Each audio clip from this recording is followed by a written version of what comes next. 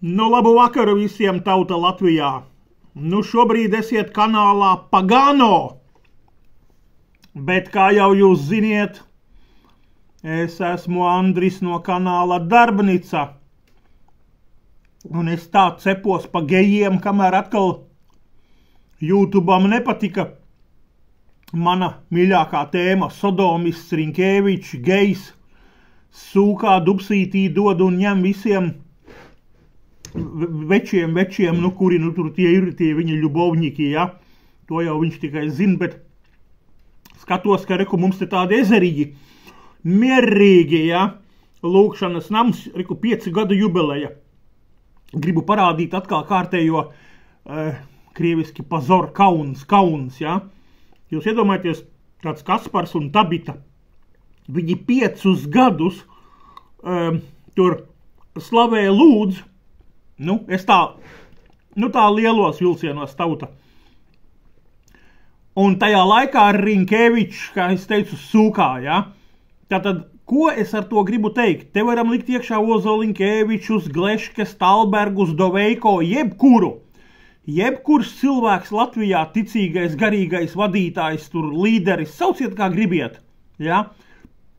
Viņi ir atbildīgi, Dievs viņus ir ielicis par savu valsti un zemi. Un īpaši, kāpēc es skatos Rižešķonoki un kādi pārējie tur lūkšanu tīkli, kā es viņus kādreiz saucu, muldēšanu tīkli, ja? Tukša muldēšana, kāda lūkšana, ja? Neviens neko nav ar savu lūkšanu Rinkēvičs tikai vairāk sūkā.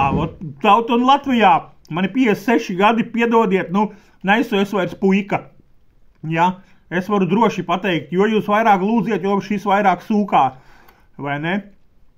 Viņš nav atgriezies no saviem grēkiem, un viņš ir sodomists un Sodoma. Dievs iznīcināja, tāpēc Latvija ir zeme nolādēta.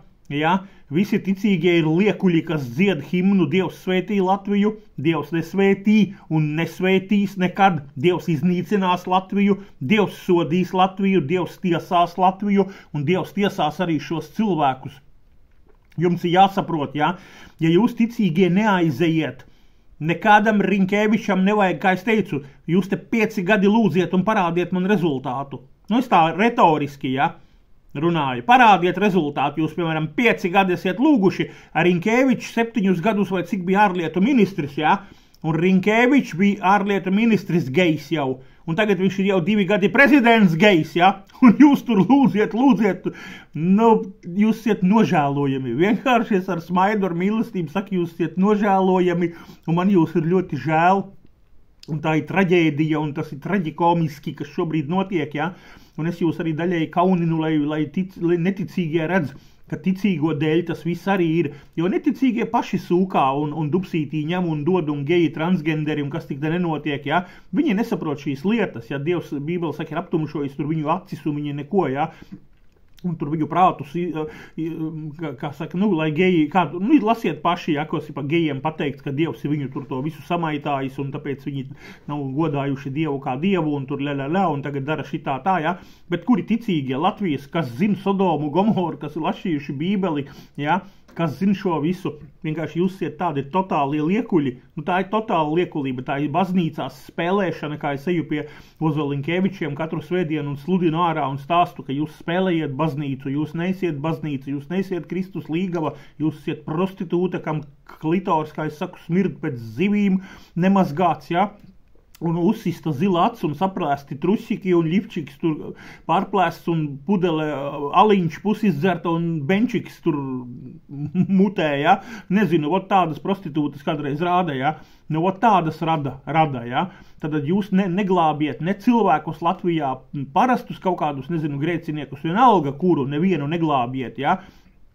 Jo mēs redzam, ka draudzes ir pilnas ar neatgrieztiem, ja arī ir, tad draudzēs visi ir lielais vairums nepiedzimuši no augšas, neatgriezti, miesīgi, pasaulīgi, ja, cilvēki, tur ģimenes, vīrieši, sievieši, ja, pastieties šo sātana midzenīgi Glešku kantori un pārējos visus, kā es teicu, Parijānsu un Žauneri un Jencīti, ja, un tagad Ozolinkēvičos atklājās, taču, kas svētdien nāk ārā kā kakas sēdušies, ja, pastieties uz tām visām sejām. Tāda sajūta, ka būtu kakiņas ēduši, vai ne?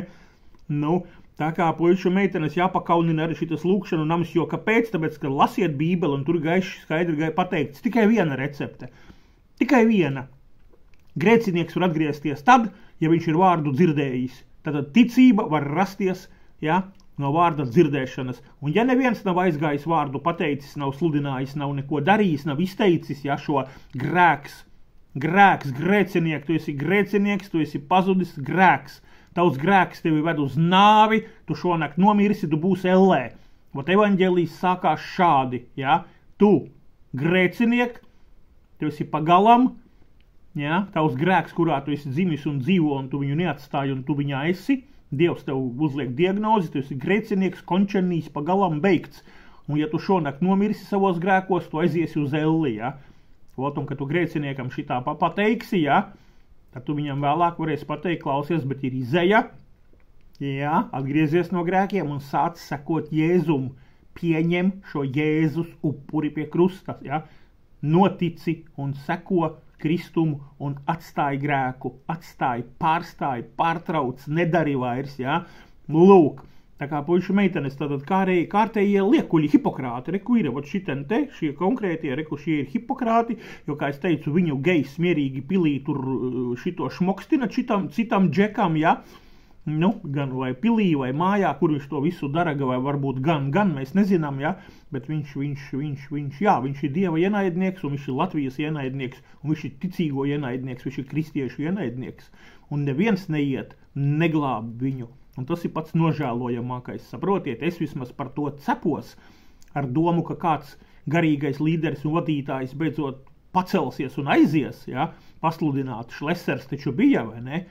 Aizgāja, paspieda ar roku, kā es teicu, garīgi pārgulēja, arī tur atsūkāja viņam, nu, Šlesers Rinkēvičam garīgi atsūkāja, nu, es nezinu, jebkura cita veida seks viņiem bija, garīgs seks viņiem bija, šī perversija starp viņiem, starp Šleseru un Rinkēviču bija garīga sodomija. Piedodiet, jā, iedodot roku, ar viņu runājot, ņemot dalību, aizejot, ejot, jā, tajā visā viņi sarokojās, jā, un tā bija garīgā šī perversija. Un Šlesers 2 reiz bija un nereiz nepasludināja viņam par grēku, nāvi, elli.